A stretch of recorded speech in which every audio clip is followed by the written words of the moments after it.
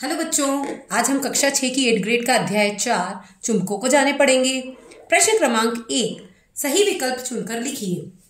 प्राचीन समय में समुद्री रास्तों में नाविक रात्रि के समय दिशा का निर्धारण किस आधार पर करते थे? तो देखिए, प्राचीन समय में जो नाविक होते थे वो रात्रि के समय दिशा के निर्धारण के लिए तारों की स्थिति देखते थे कि वो किस दिशा में कैसे दिखाई दे रहे हैं, उससे वो दिशा का निर्धारण करते थे।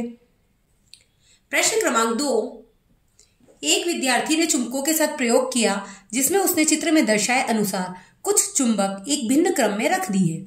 तो देखिए, इसमें N फिर S फिर N फिर S है और इसमें N S और S और N है। तो प्रेक्षण के आधार पर इनमें से कौन सा विकल्प निष्कर्ष को दर्शाता है? तो देखिए, इससे हमें क्या दिख रहा है कि ये जो दोनों विपरीत ध्रुव थे ये एक दूसरे के पास आ रहे हैं और जो समान ध्रुव थे वो दूर दूर भाग रहे हैं। मतलब हमारा सी वाला सही होगा कि विपरीत ध्रुव आकर्षित तथा समान ध्रुव प्रतिकर्षित करते हैं।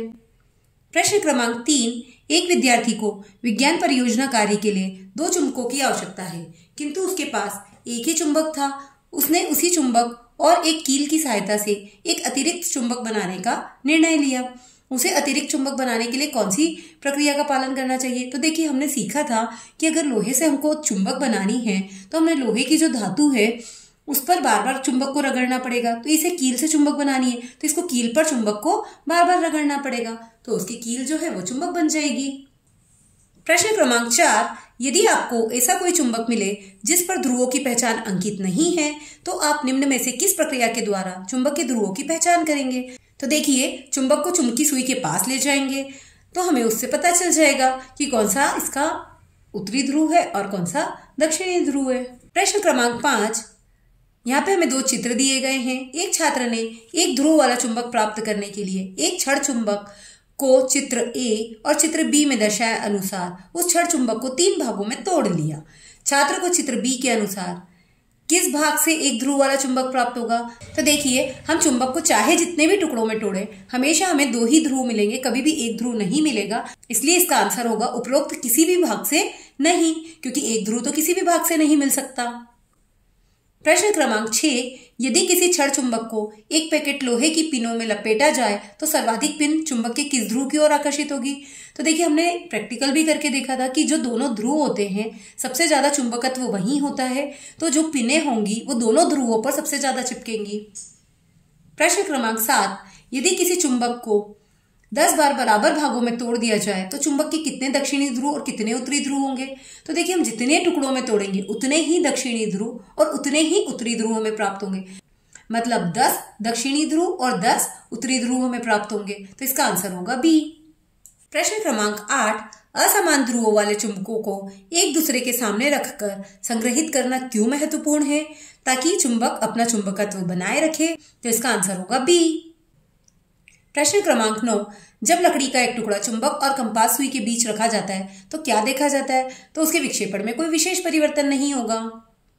प्रश्न क्रमांक 10, चुंबकीय कंपास में आमतौर पर किस आकार के चुंबक का उपयोग किया जाता है? तो देखिए, उसमें सुई के आकार के चुंबक का उपयोग होता है, इसलिए हमारा आंसर होगा सी। प्रश्न क्रमांक 2, रिक्त स्थानों की पूर्ति कीजिए। यहाँ हमें कुछ शब्द दिए गए हैं: चुंबकीय, दो, प्रतिकर्षित, आकर्षित, चुंबक, उत्तर दक्षिण और अचुंबकीय। पहला प्रश्न है, स्वतंत्र रूप से लटका हुआ चुंबक सदैव दिशा में ठहरता है। तो देखिए, उत्तर दक्षिण दिशा में ठहरता है। सेकंड, लोहा, निकिल और कोबाल्ट डैश धातुएं हैं। तो देखिए, लोहा, निकिल और कोबाल्ट जो है वो चुंबकीय धातुएं हैं।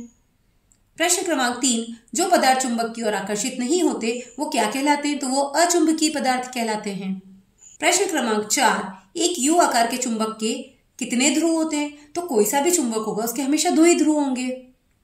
प्रश्न क्रमांक 5, समान ध्रुव एक दूसरे को क्या करते हैं? तो प्रतिकर्षित करते हैं, और विपरीत ध्रुव क्या करते हैं? आकर्षित करते, तो उसी को हम असमान ध्रुव भी बोलेंगे।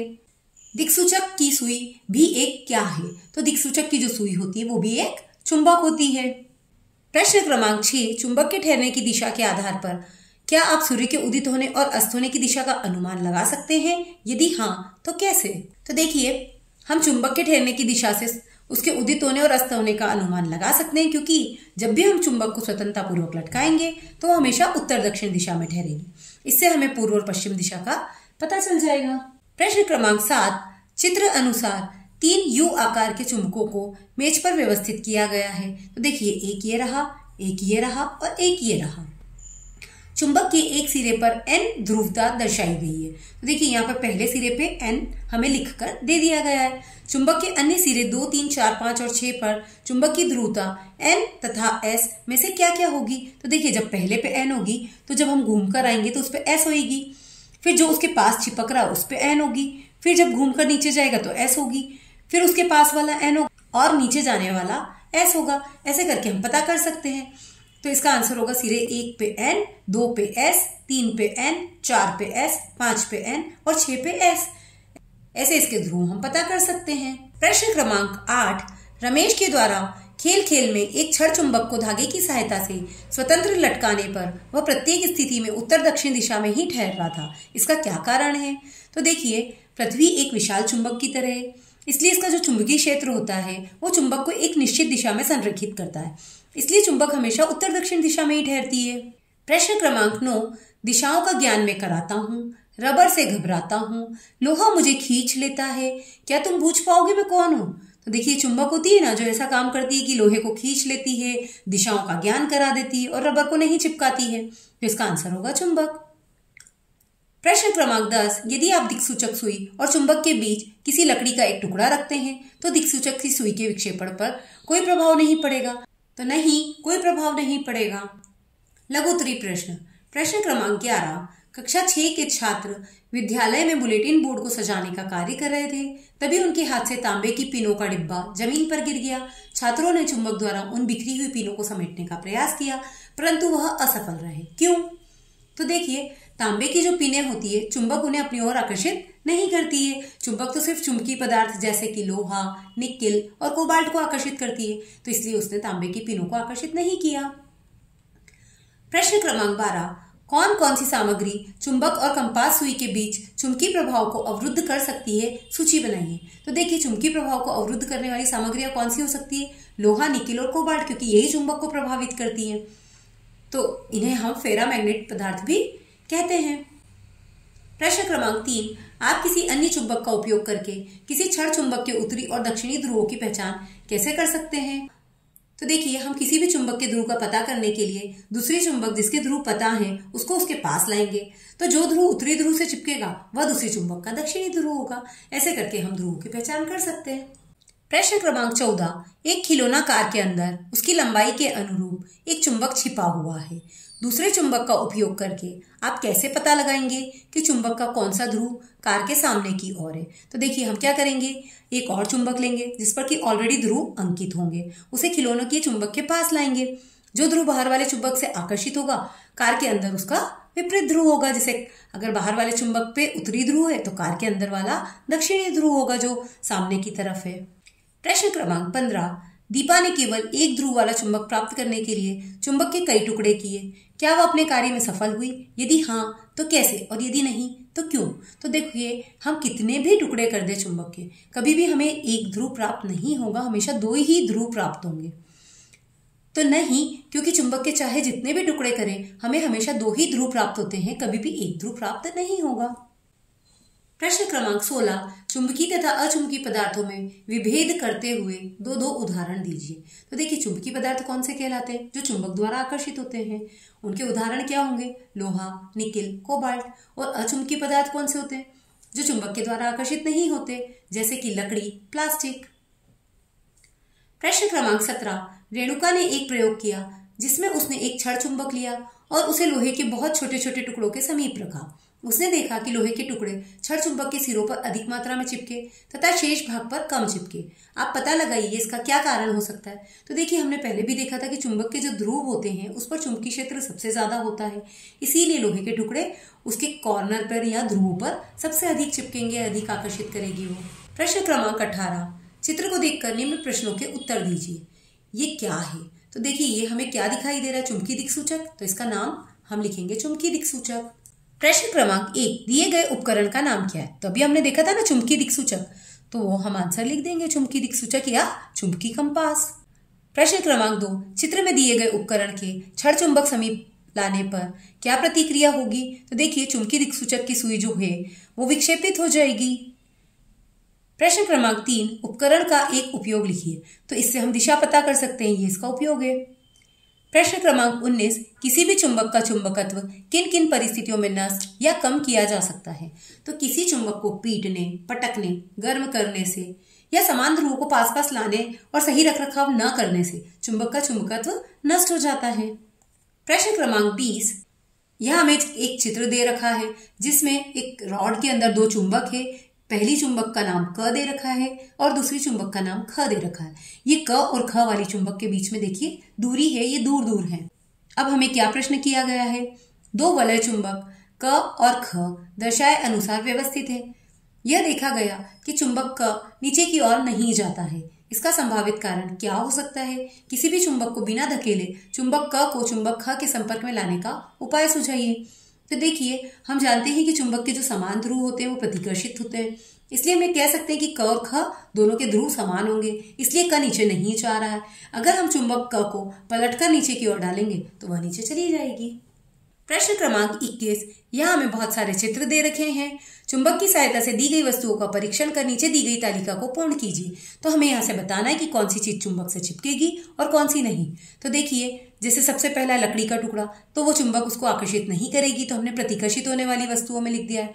फिर है लोहे की कील, तो चुंबक उसको आकर्षित करेगी, इसलिए हमने उसको यहाँ लिख दिया है। फिर है पिन, तो पिन भी इधर आ जाएगी।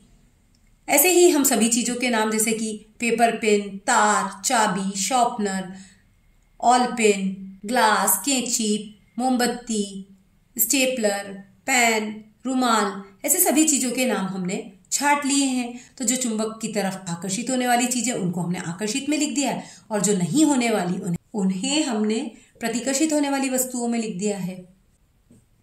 प्रश्न क्रमांक 22, निम्नलिखित बिंदुओं के आधार पर उत्तर दीजिए। स्वतंत्रता पूर्वक चुंबक को लटकाने पर वह किस दिशा में ठहरेगा? तो देखिए, वह हमेशा उत्तर दक्षिण दिशा में ही ठहरता है।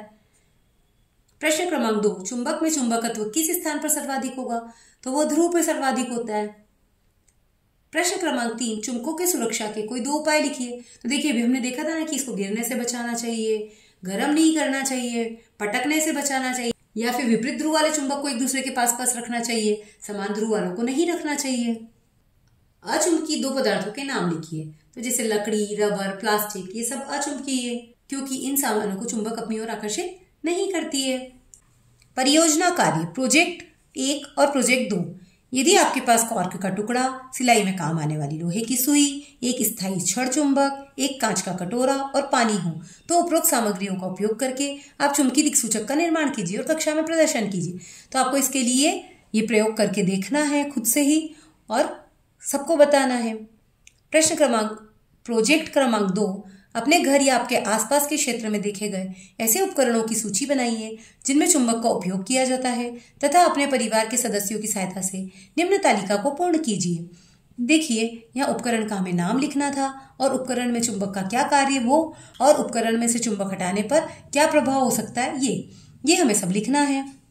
तो देखिए, चुंबकीय दिक्सूचक एक उपकरण है, इसका क्या कार्य है? दिशा का पता करने में, और अगर ये नहीं होगा तो हमें दिशा का ज्ञान करने में परेशानी हो सकती है। पर्स में जो चुंबक होती है वो उसको अच्छे से बंद करने का काम करती है। अगर हम पर्स में से चुंबक को निकाल देंगे तो हो सकता है पर्स खुला रह जाए। ऐसे ही ऑलपिन होल्डर है, तो ऑलपिन होल्डर में ऑलपिन को ऊपर रखने में चुंबक हमारी मदद करता है। अगर वो नीचे होंगी तो हमें चुभ सकती है लेते वक्त। दरवाजे को बंद करने में मदद करता है। अगर दरवाजे पे चुंबक नहीं लगाएंगे तो दरवाजा खुला रह जाएगा। लाउड स्पीकर में ध्वनि उत्पन्न करने में, वरना ध्वनि उत्पन्न नहीं होगी। लोहे के खिलौने में टुकड़ों को जोड़ने में, वरना टुकड़े आपस में नहीं जुड़ेंगे। तो ऐसे हम बहुत सारे या नाम लिख सकते हैं और उनके कार्य और उनके प्रभाव कि अगर चुंबक हटा दी तो क्या प्रभाव होगा वो सब लिख सकते हैं।